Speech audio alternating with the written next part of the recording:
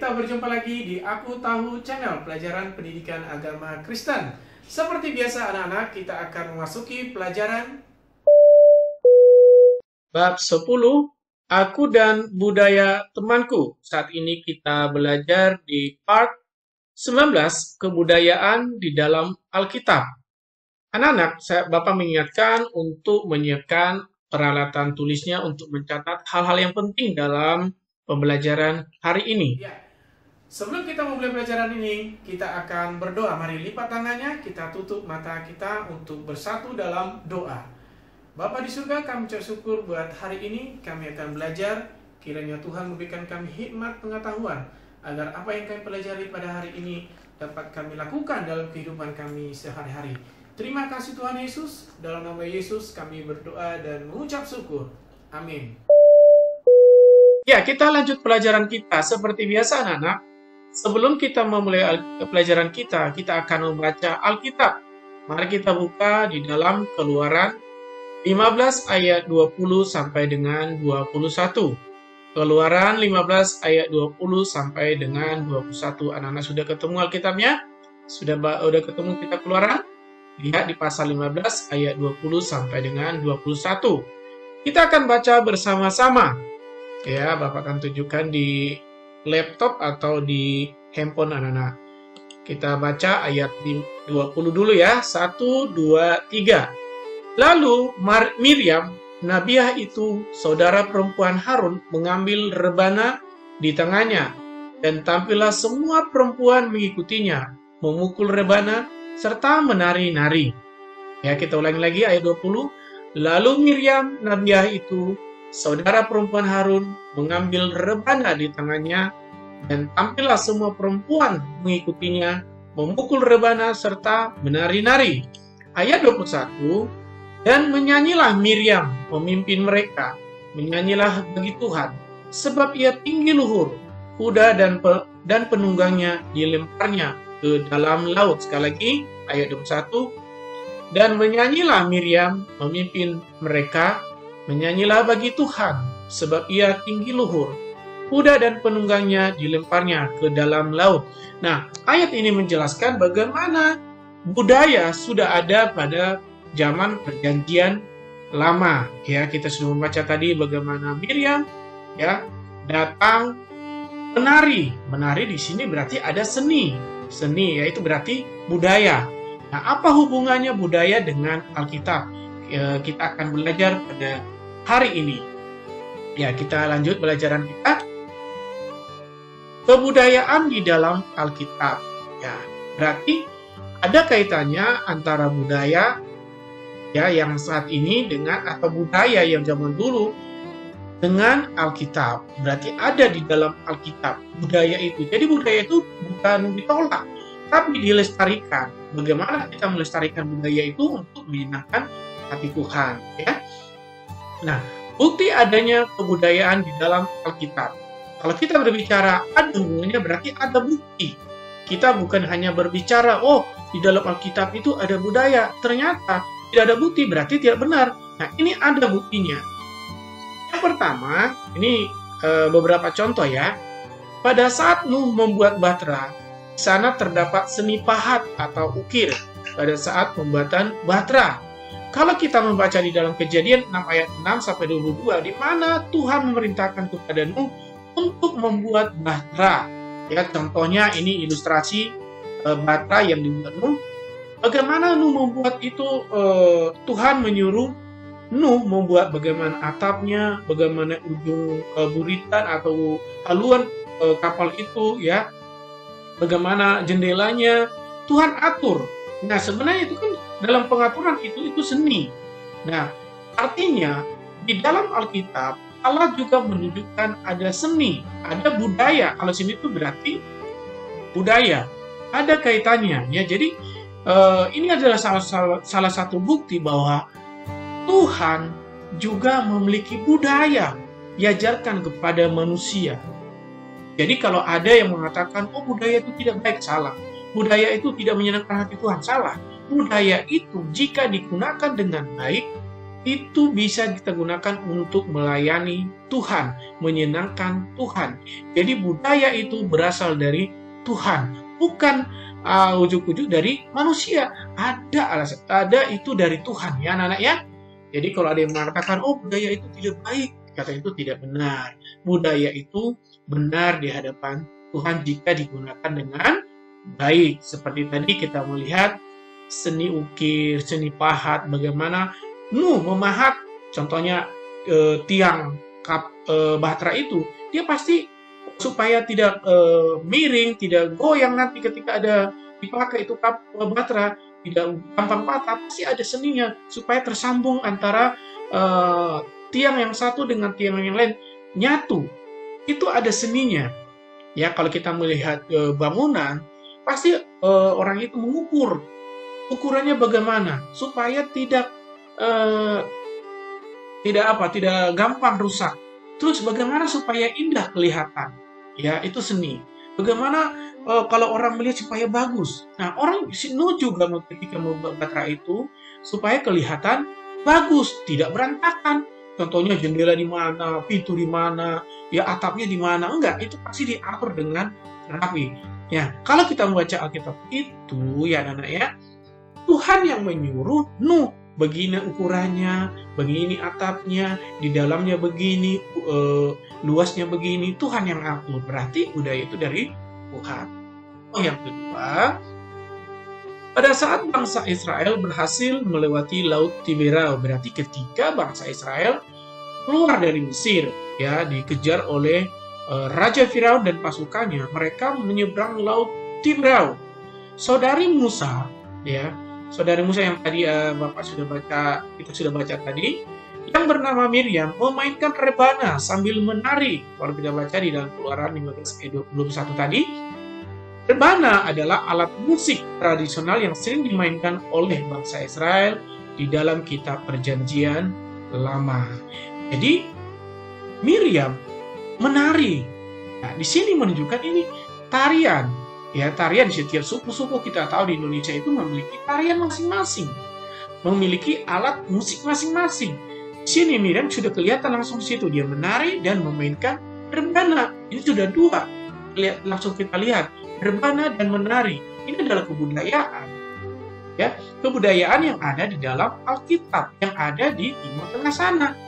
Kebudayaan di sana jangan kita juga bawa ke Indonesia harus sama dengan apa di Alkitab, tidak juga. Tapi boleh nggak kita mainkan rebana? Boleh. Menari boleh. Ya, tidak ada yang berhak. Oh ini tarian ini tuh berasal dari negara ini. Nggak boleh ada orang menari di negara lain. Tidak bisa. Karena itu adalah seni. Siapapun boleh, tapi ada ciri khas tersendiri. Contohnya tarian dari Papua ada, tarian dari Aceh ada, tarian dari Medan ada, tarian dari Kalimantan ada, dari Sulawesi ada, Pulau Jawa ada. Jadi bermacam-macam dan alat musik masing-masing ada. Inilah yang disebut dengan budaya. Jadi budaya itu, Bapak ulangi lagi, budaya itu tidak tidak dikatakan tidak ada di dalam kita, ada. Cuma bagaimana kita memahami budaya itu, bagaimana kita melakukannya untuk menyenangkan hati Tuhan. Ya anak-anak ya, coba kita perhatikan gambar ini adalah rebana, gambar rebana yang zaman sekarang. Ya pasti anak-anak tak pernah lihat ini. Ya di sekolah-sekolah juga pasti, kalau di sekolah-sekolah yang negeri biasanya ada digunakan untuk saudara-saudara kita beragama lain, untuk mereka memainkan ini ya, bagaimana mereka dilatih ya, ada di sekolah Bapak pun ada ya rebana ini. Anak-anak, dari beberapa bukti tadi menunjukkan bahwa budaya sudah ada sejak dalam Perjanjian Lama. Apa tujuan Tuhan memberikan budaya? Nah ini pertanyaannya, apa tujuan Tuhan memberikan budaya? Ya, yang pertama, agar manusia menjadi hidup lebih baik. Ya, jadi saling menghormati budaya yang satu dengan satu. Oh ya, budaya mereka bagus ya, karyanya bagus ya, kita harus saling menghormati. Ya, budaya itu juga bisa mengatur supaya kita saling hidup rukun. Ya, ada tatanannya. Yang kedua, manusia bisa bersyukur dengan cara pujian dan syukur, ya. Dengan cara menari tadi seperti yang dilakukan oleh Miriam seperti ini, ya. Mereka memuji Tuhan dengan alat musik yang mereka gunakan. Dengan itu mereka mendapat mengucap syukur kepada Tuhan, ya, dengan puji-pujian. Kita pun di gereja melakukan hal yang sama. Kita memuji Tuhan dengan apa? Dengan alat musik. Jadi jangan ada yang mengatakan budaya tidak baik. Salah, di gereja pun digunakan. Ada piano, ada drum, ada keyboard. Itu alat musik. Cuma ada yang modern, ada yang zaman bukan zaman modern digunakan, ya. Jadi jangan kita mengatakan, oh budaya itu tidak baik. Salah. Apapun yang kita gunakan, yang di gereja itu semua budaya. Cuma dibuat ke zaman modern, ya. Dibuat zaman sekarang ini. Kayak gitar, ya. Terus agar manusia dapat mengoreksi diri seperti zaman Nuh. Karena dosa, Tuhan memberi hukuman kepada manusia. Jadi karena dosa, manusia dihukum Tuhan. Coba kalau seandainya manusia tidak berdosa, Tuhan tidak akan memberikan air bah. Karena dosa manusia, Allah memberikan hukuman. Jadi dengan ini, dengan apa? Budaya ini, Tuhan memberikan supaya kita mengoreksi diri, ya. Mengoreksi diri seperti zaman Nuh ini, supaya orang-orang pada zaman itu mengoreksi. Ternyata mereka tidak mau, hanya Nuh dan keluarganya yang merespon, ya. Ya, Bapak mengikat seperti biasa anak-anak. Coba saatnya sekarang, ya anak-anaknya, sekarang waktunya untuk di-like. Diklik dulu like-nya itu, jempolnya itu diklik.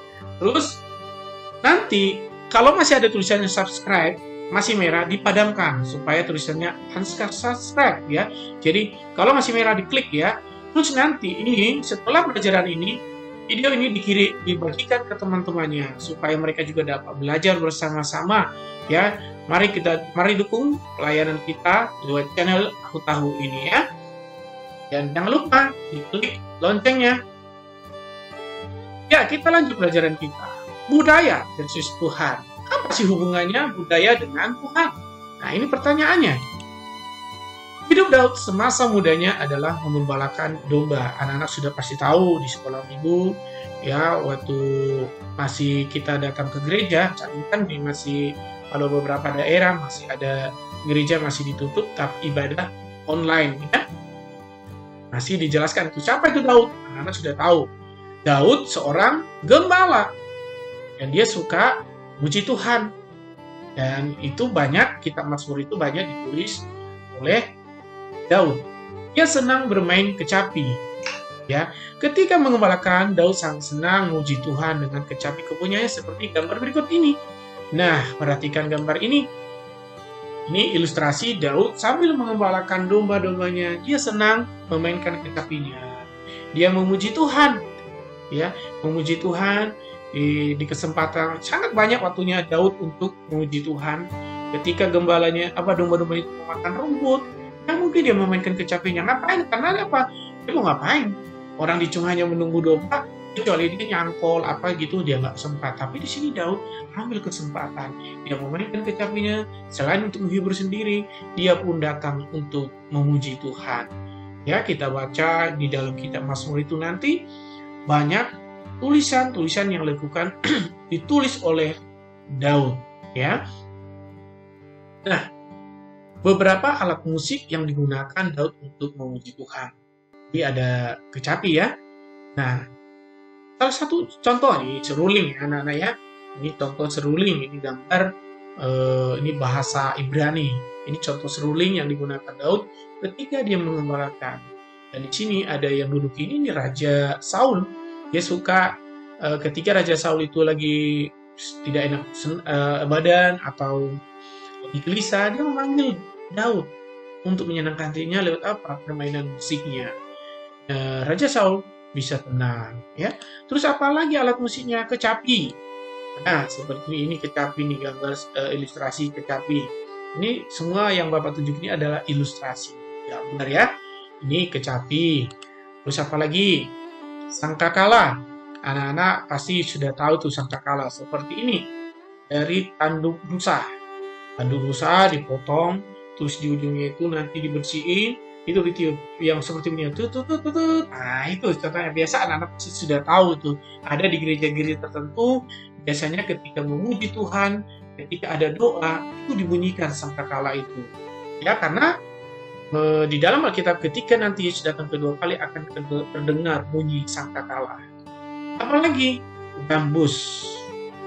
Ini gambus alat musik dari Timur Tengah ya. Ini gambus. Masih banyak alat-alat musik yang digunakan oleh Daud, tapi yang terkenal ini untuk dipakai dia memuji Tuhan.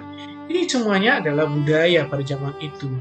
Ya, alat musik pada zaman itu dipakai oleh Daud untuk memuji Tuhan. Jadi ada hubungan antara alat musik atau budaya dengan Tuhan. Hubungannya apa? Manusia menggunakan budaya itu untuk memuji Tuhan. Ya, jadi budaya tidak salah anak-anak ya. Budaya itu kita gunakan untuk memuji Tuhan. Ini dari pelajaran kita pada saat ini.